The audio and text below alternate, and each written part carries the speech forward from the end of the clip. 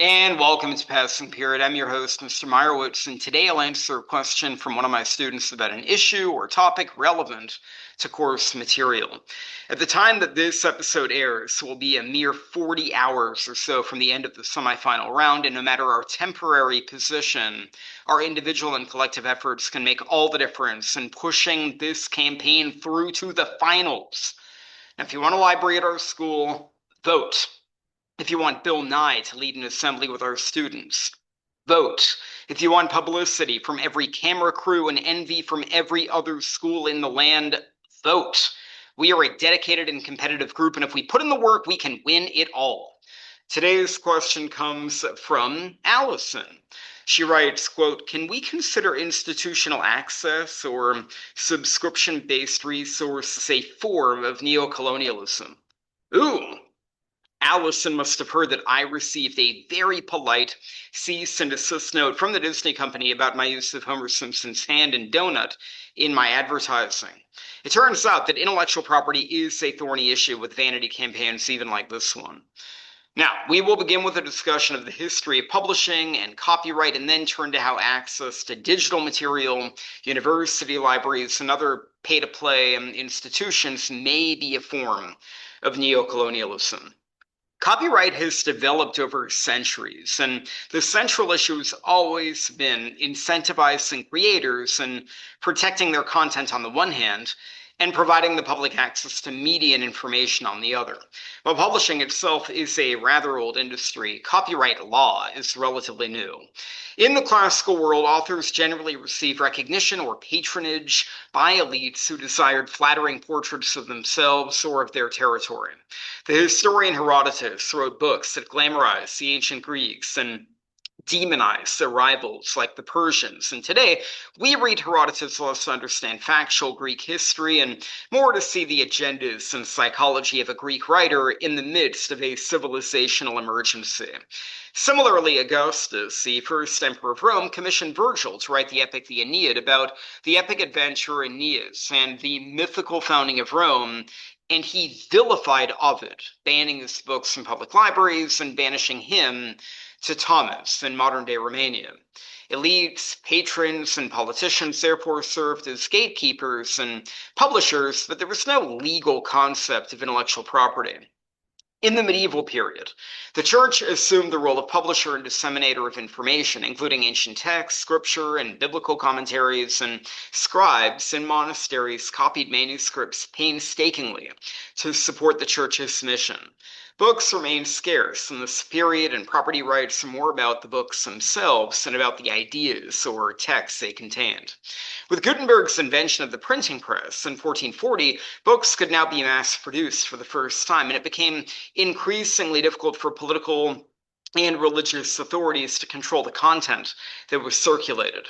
Universities, nobles, and merchant communities often had access to a printing press and could publish their own materials for distribution. This decentralization of print culture led to the rapid spread of political dissent, religious reform, and the transmission of scripture in local vernaculars and commercial profit. Some of the best-selling works included Heinrich Kramer's Malleus Maleficarum, or The Witch's Hammer, which was essentially a handbook to identifying, trying, and eliminating witches, an early modern conspiracy theory that spread from Europe to the New World. Rulers were chiefly concerned in this early modern period in controlling printers rather than protecting authors. In 1557, Queen Mary of England, also known as Bloody Mary, who is infamous for executing the leaders of the Anglican Church and restoring Roman Catholicism to England, issued a royal charter to the Stationers' Company that controlled which books could be published and censored unapproved texts. As the Renaissance monarchs sought to centralize the print industry, their concern was more about licensing and authorizing printers who towed the royal line than about protecting individual authors. 20th century states adopted similar practices in licensing publishers and broadcasters who serve government's interests, and in prosecuting or purging publishers and producers who were more critical. Censorship and state-controlled media have remained features of many nations worldwide and authors and publishers who have circulated information against the official narratives and channels have been canceled, jailed, or killed. Modern copyright can be traced to the Statute of Anne in Britain, in which authors gain credit for their own work rather than printers and publishers, and were granted some legal protection for their own intellectual property, an idea that grew with the advent of the Enlightenment and the advocacy of individual liberty and property. The Statute of Anne gave authors a 14-year copyright period, which could be renewed once during their lifetime, and that offered writers ownership of their ideas while providing consumers access to print. Of course, the creation of a print culture in the 18th century was not free and equal for all. The idea of universal education did not emerge until the 19th century. Most people could not yet read, let alone be considered a public organized around central ideas other than faith. And information was largely developed in salons and stored in expensive encyclopedias and cheaper periodicals reserved for the upper and middle classes. In the 18th and 19th centuries, copyright protections expanded to various media, from books to maps to paintings to performances. New laws were established to protect and promote ideas in the arts and sciences that advance the culture and progress of various states. In fact, the first U.S. Copyright Act was passed in 1790, precisely to cultivate and safeguard new and cultural and technological ideas in the burgeoning nation. In 1886, the Berne Convention became the first international copyright law, which was established to protect writers' and artists' ideas in an increasingly globalized world. While the Berne Convention protected creators of print media as new media emerged, like photography, radio, film, television, and computer software, copyright law adapted to protect creators, their companies, and intellectual property, or IP, from fraud, piracy, or reproduction. In the 21st century, with the advent of digital culture and the explosion of peer-to-peer file sharing and streaming, copyright has proven more challenging to enforce, and individuals and organizations have begun advocating for internet and digital media as public utilities through open source software and open access publishing. It is easier today than ever before to read news media, learn new skills and code, share memes and AI-generated content, and stream shows for free. And publishers and artists have had to find creative ways to protect and monetize their work as access to their content has grown exponentially. At least in the West, as information has become faster and easier to circulate, and as media have become decentralized and self-published, more and more people have been able to access new ideas and cultures from around the world. However, digital platforms, media conglomerates, and state censorship have continued to hold the reins on information to some degree, both to protect creators and consumers and to ensure that there is some central command and some means of protecting and profiting from valuable cultural works, academic studies, and technologies.